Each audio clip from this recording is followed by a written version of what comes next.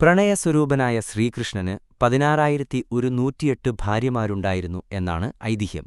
എന്നാൽ ശ്രീകൃഷ്ണന് 8 ഭാര്യമാർ മാത്രമേ ഉണ്ടായിരുന്നുള്ളൂവെന്നും ബാക്കിയുള്ളവർ ഒരു രാക്ഷസനിൽ നിന്ന് അദ്ദേഹം രക്ഷിച്ച ഗോപികമാരാണെന്നും പലർക്കും അറിയില്ല. ഭഗവാൻ കൃഷ്ണന്റെ 8 ഭാര്യമാരെക്കുറിച്ചും അവർ എന്തിനെ പ്രതിനിധീകരിക്കുന്നുവെന്നും അറിയാം. 1. രുക്മിണി. ഭഗവാൻ കൃഷ്ണന്റെ ആദ്യ ഭാര്യയും ഏറ്റവും പ്രിയപ്പെട്ടവളുമായ രുക്മിണിയെ ഭക്തിയുടെ പ്രതീകമായി കണക്കാക്കുന്നു. രുക്മിണി ഭഗവാന്റെ മുഖ്യപത്നിയാണെന്നും ലക്ഷ്മീദേവിയുടെ അവതാരമാണെന്നുമാണ് സങ്കല്പം. വിദർഭരാജ്യത്തെ രാജാവായിരുന്ന ഭീഷ്മകന്റെ പുത്രിയായിരുന്നു രുക്മിണി. രുക്മിണി ഭക്തിയുടെയും ശുദ്ധമായ സ്നേഹത്തിന്റെയും പ്രതീകമാണെന്നാണ് വിശ്വാസം. 2. സത്യഭാമ. ശ്രീകൃഷ്ണന്റെ മറ്റൊരു ഭാര്യയായ സത്യഭാമ ഭൂമിദേവിയുടെ അവതാരമാണെന്നാണ് വിശ്വാസം. ശക്തി, ധൈര്യം, ശക്തമായ ഇച്ഛാശക്തി എന്നിവയുടെ പ്രതീകമാണ് സത്യഭാമ.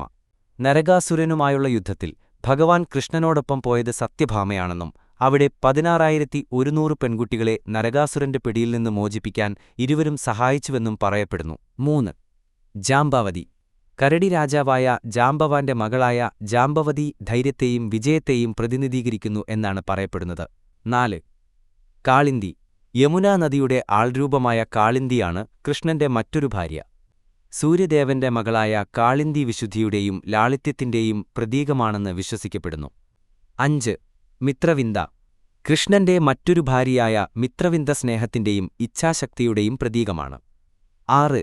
സത്യ. കോസല രാജാവായ നാഗ്നജിത്തിന്റെ മകളായ സത്യ ഭഗവാൻ പോലും സ്വയം എങ്ങനെ തെളിയിക്കണമെന്ന് പ്രതിനിധാനം ചെയ്യുന്നതായി പറയപ്പെടുന്നു. 7 കാട്ടുകാളകളെ മെരുക്കുന്നയാൾക്കേ തന്റെ മകളെ വിവാഹം കഴിപ്പിച്ച് നൽകുവെന്ന് നാഗ്നജിത്ത് രാജാവിന് നിബന്ധന ഉണ്ടായിരുന്നു. ശ്രീകൃഷ്ണൻ 7 ക്രൂരകാളകളെ കീഴടക്കിയാണ് സത്യയെ വിവാഹം കഴിച്ചത്. 7. ഭദ്ര.